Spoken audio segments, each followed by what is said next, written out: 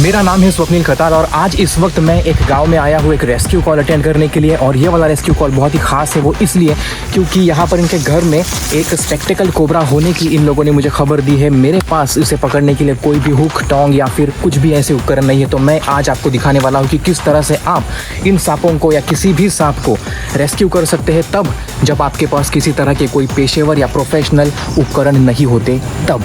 इस एपिसोड में मैं भारत के सबसे खौफनाक सांपों से भिड़ने वाला हूँ और अंत में देखिए कौन सा सांप मुझ पर भारी पड़ गया। लेकिन पहले मैं पहुंचा उस कोबरा को पकड़ने जो मुर्गी के सारे अंडे खाकर घर में डेरा जमाए बैठा है। वो देखिए टॉर्च की लाइट में आप देख सकते हैं, वो एक स्पेक्टिकल कोबरा है और इनके हिसाब से उसने मुर्गी के अंडे खाए हैं। यहाँ पर मुर्गी बैठी है और मैं इसे इस जार में कैप्चर करने की कोशिश करूंगा, वो भी कम से कम इंटरेक्शन के साथ। लेकिन अगर वो भागता है, हड़बड़ी करता है, तो फिर मैं इस स्टिक का इस्तेमाल करूंगा। चलिए देखते हैं। मैं ये तरकीब इसलिए दिखा रहा हूँ क्योंकि हर रेस्क्यूअर के पास पेशेवर उपकरण नहीं होते, लेकिन ये तरकीब जोखिम भरी है और यहाँ गलती को माफी नहीं मिलती। देखिए किस तरह से सतर्क होकर ये सांप अब फन फैला रहा है। फन इसलिए अक्सर वो फैलाता है ताकि वो सामने वाले को डरा सके कि मैं यहाँ पर हूँ और आप मुझसे दूर रहो। तो मैं कोशिश करूँगा इस जार को उसके सिर पर रखने की। ये देखिए आप, ये फॉल्स अटैक था उसका। हर सांप डराने के लिए ऐसे फॉल्स अटैक करता है। इस चेतावनी को नजरअंदाज करके जो लापरवाही करेगा यकीनन वो मुसीबत में पड़ेगा। लेकिन मैं इस बात से बेखबर था कि यहाँ मुसीबत मेरी मुंतजिर है। देख रहे हैं आप, ये खुद ब खुद उस जार के अंदर जा रहा है। मैं बस हल्के से उसे छू रहा हूँ अपनी उंगली से। यहाँ मैंने जरा सी लापरवाही की और मौका मिलते ही कोबरा ने भागने का रास्ता ढूंढ लिया।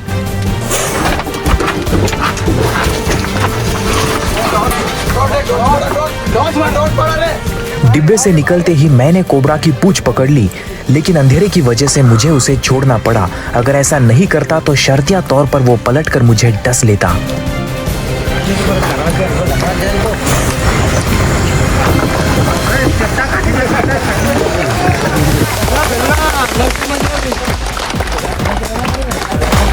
भले ही ये कोबरा आक्रामक नहीं था, लेकिन इसकी मौजूदगी का खौफ इन लोगों की शक्ल पर दिख रहा है। तो इस तरह से इस सांप को हमने रेस्क्यू कर लिया है। एक सेकंड के लिए मेरे हाथ से ये छूट गया था, अंदर काफ़ी अंधेरा था, लेकिन देखा आपने कितनी आसानी से कोई भी सांप आपको कभी भी काटना नहीं चाहता, इसलिए कितनी आसानी से इसे आप पैक कर सकते हैं। बस थोड़ी सी टेक्निक और थोड़ी सी हिम्मत की ज़रूरत है। मैं भी पसीने से तरपतर हो चुका हूँ क्योंकि माहौल में बहुत उमस है और यही वो कारण है कि ऐसे जीव बाहर निकलते हैं शिकार करने के लिए। लेकिन पहले इस कोबरा की गांव वालों को थोड़ी जानकारी देकर मैं पहुंचा इसे उसकी सही जगह पर छोड़ने, यानी जंगल। ये देखिए अभी भी ये फन निकाल कर ही बैठा हुआ है क्योंकि ये काफ़ी डरा हुआ है। लेकिन हैरत की बात यह है कि इसने अंडे खाने के बावजूद भी नहीं उगले। वो इसलिए नहीं उगले क्योंकि मैंने इसे ज़्यादा परेशान नहीं किया।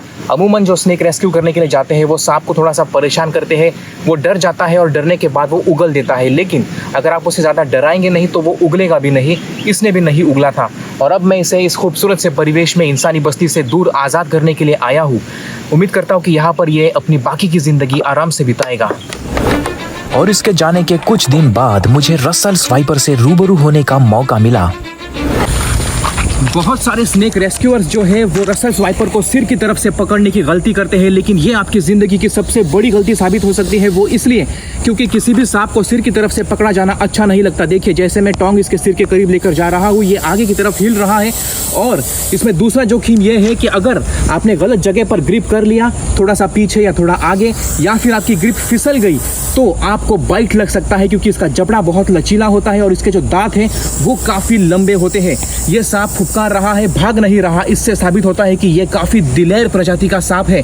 वैसे अगर आप चाहे कितने भी सालों से स्नेक रेस्क्यूइंग का काम कर रहे हो, आप शायद स्पेक्टिकल कोबरा के स्ट्राइकिंग का रेंज का अंदाज़ा लगा सकते हैं, लेकिन रसल स्वाइपर की स्ट्राइकिंग रेंज का या फिर स्ट्राइक करने के टाइमिंग का कोई भी सटीक तौर पर अंदाज़ा नहीं लगा सकता क्योंकि ये सांप बहुत ही ज़्यादा अनप्रिडिक्टेड होता है।